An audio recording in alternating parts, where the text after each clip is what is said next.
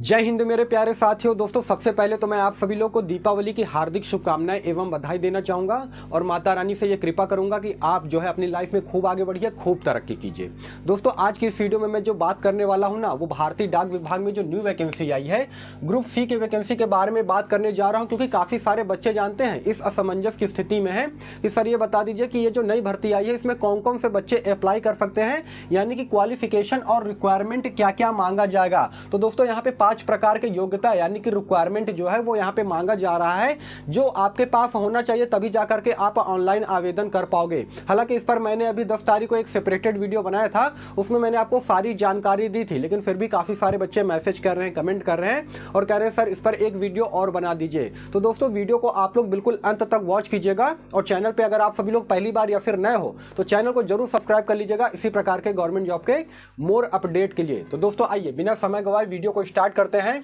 देखिए, सबसे पहले मैं आपको बता देना चाहूंगा, विभाग की अगर बात करेंगे तो विभाग का नाम है भारतीय डाक विभाग, ठीक ना। भारतीय डाक विभाग में ये वैकेंसी आई है दोस्तों, जो कि ग्रुप सी के पोस्ट पे भर्ती आई है, जिसमें कि अलग अलग पोस्ट जो है वो शामिल है, जैसे कि multitasking staff, mail guard, sorting assistant, postal assistant, postman, इस प्रकार के पदों पे भर्ती आई है। नंबर ऑफ टोटल पोस्ट की अगर मैं बात करूंगा तो 1899 पोस्ट पर यह भर्ती आई है। सभी सीटों पे अलग अलग पोस्ट के अकॉर्डिंग जो है अलग अलग भर्तियां आई है। उम्र सीमा की अगर मैं बात करूंगा तो इसमें फॉर्म अप्लाई करने के लिए मिनिमम एज आपका कम से कम 18 साल तो होना ही चाहिए।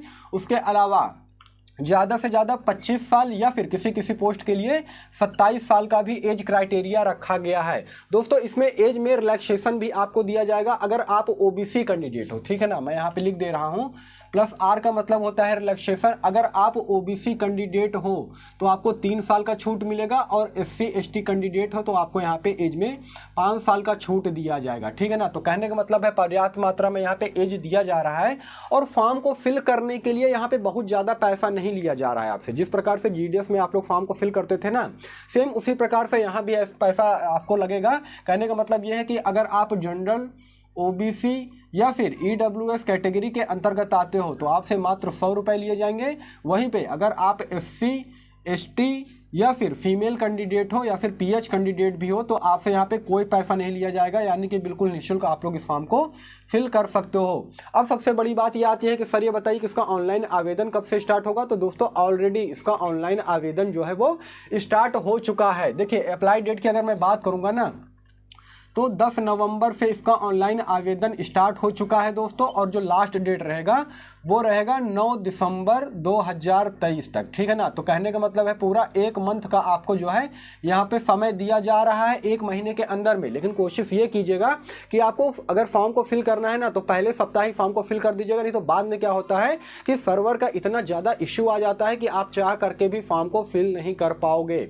और दोस्तों देखिए, इस वैकेंसी को लेकर के ना काफ़ी सारे बच्चे काफ़ी दिन से इंतजार भी कर रहे थे कि सर ये बताइए कि भारतीय डाक विभाग में जो नई वैकेंसी है वो कब आएगी, क्योंकि देखिए ये पूरी तरीके से सेंट्रल गवर्नमेंट की वैकेंसी है दोस्तों, और इसमें जो आपको सैलरी दी जाएगी ना वो जीडीएस की तरह नहीं दी जाएगी। इसमें सैलरी आपका अच्छा खासा रहने वाला है, साथ में डियरनेस अलाउंस, महंगाई भत्ता, एचआर वगैरह तो आपको दिया जाएगा।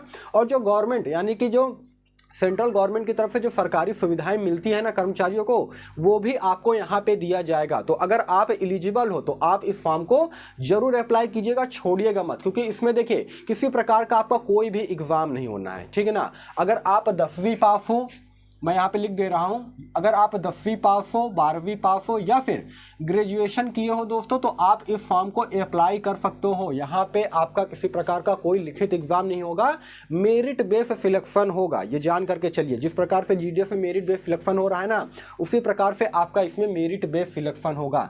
देखिए, वेतन की अगर मैं बात करूंगा दोस्तों तो इसमें जो आपको सैलरी दी जाएगी अलग अलग पोस्ट है। जैसा कि अगर मैं आपको बताऊंगा एमटीएस यानी कि मल्टीटास्किंग स्टाफ की अगर मैं बात करूंगा तो इसमें आपको जो सैलरी दी जाएगी वो दी जाएगी 18,000 से लेकर के 56,000 रुपए के आसपास तक, ठीक है ना। उसके अलावा पोस्टमैन के पोस्ट पर भर्ती आई है दोस्तों। अगर आपका चयन होता है तो इसमें आपकी जो सैलरी रहेगी वो 51,000 से लेकर के 69,000 के आसपास रहेगी। इसके अलावा शॉर्टिंग असिस्टेंट और पोस्टल असिस्टेंट के पोस्ट पे भी भर्ती आई है।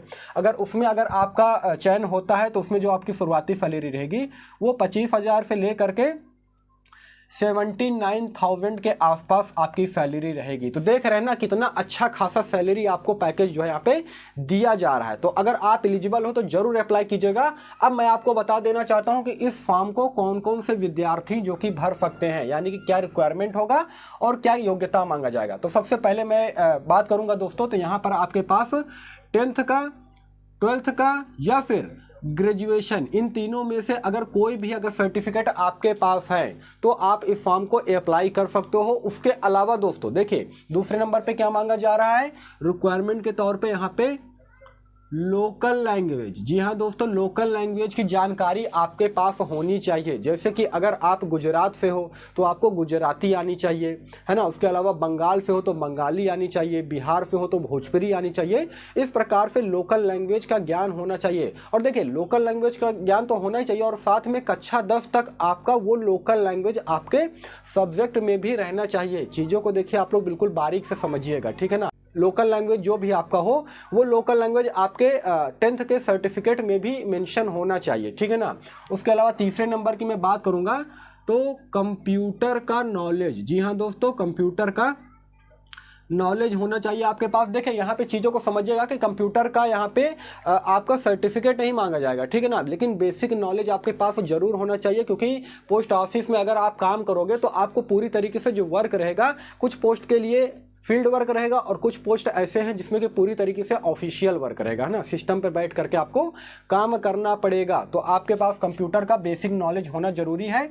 और 5वें नंबर की अगर मैं बात करूंगा दोस्तों तो यहाँ पे LMV यानी कि लाइट मोटर व्हीकल का ड्राइविंग लाइसेंस होना चाहिए टू व्हीलर को चलाने के लिए, यानी कि टू व्हीलर का ड्राइविंग लाइसेंस आपके पास होना चाहिए दोस्तों, तभी जा करके आप अप्लाई कर पाओगे। और 5वां सबसे मोस्ट इंपॉर्टेंट जो है दोस्तों वो है स्पोर्ट्स का कोई भी सर्टिफिकेट आपके पास होना चाहिए। स्पोर्ट का सर्टिफिकेट कहने का मतलब यह है कि विज्ञापन जो है नोटिफिकेशन में टोटल 65 प्रकार के खेल को इनलिस्ट किया गया है दोस्तों। उन 65 प्रकार के खेलों में अगर कोई भी स्पोर्ट का सर्टिफिकेट आपके पास है तो आप यहाँ पे ऑनलाइन आवेदन कर सकते हो। जैसे कि कबड्डी हो गया, कुश्ती हो गया, hockey, cricket, carrom board, tennis, football, volleyball, है ना। इस प्रकार से कई सारे खेल हैं दोस्तों। यहाँ तक कि योगासन का भी सर्टिफिकेट अगर आपके पास है तो भी आप ऑनलाइन आवेदन यहाँ पे कर सकते हो। टोटल 65 प्रकार के खेल को यहाँ पे शामिल किया गया है, ठीक है ना। नोटिफिकेशन को अगर आपको देखना है तो आप मेरे टेलीग्राम चैनल पे चले जाइएगा, नोटिफिकेशन मैं वहाँ पे डाल दूंगा, वहाँ पे अच्छी तरीके से आप लोग रीड कर सकते हो। बाकी दोस्तों यही सारा सब कुछ जानकारी देना था। अगर ये रिक्वायरमेंट आपके पास है तो दोस्तों आप इस फॉर्म को फिल कर सकते हो। और इसमें मैं आपको बता दे रहा हूँ कट ऑफ काफ़ी कम जाएगा। जी हाँ दोस्तों, काफ़ी लो कट ऑफ जाएगा, क्योंकि इसके पीछे रीजन जानते हैं क्या है। काफ़ी सारे ऐसे बच्चे हैं जिनके पास ड्राइविंग लाइसेंस नहीं है, जिनके पास स्पोर्ट्स का जो है ये सर्टिफिकेट्स नहीं है। और ये जो वैकेंसी आई है वो खास तौर पर स्पोर्ट कोटा के पर्सन के लिए ही आया है। जी हाँ दोस्तों, स्पोर्ट पर्सन के लिए ही ये वैकेंसी निकाली गई है। तो नंबर ऑफ टोटल फीट भी अच्छा खासा है, देख लीजिए। अगर आपके पास ये रिक्वायरमेंट है तो आप लोग फॉर्म को फिल कर सकते हो। बाकी वीडियो आपको कैसा लगा ये बताइए। वीडियो अगर आपको इन्फॉर्मेटिव लगा हो तो वीडियो को लाइक कीजिएगा। इस भर्ती के रिगार्डिंग में अगर आपका कोई भी सवाल हो, कोई भी संदेह हो दोस्तों, तो कमेंट सेक्शन आपका खुला है, आप वहां पे सवाल कर सकते हो। बाकी फिर मिलेंगे किसी नेक्स्ट वीडियो में, तब तक के लिए धन्यवाद।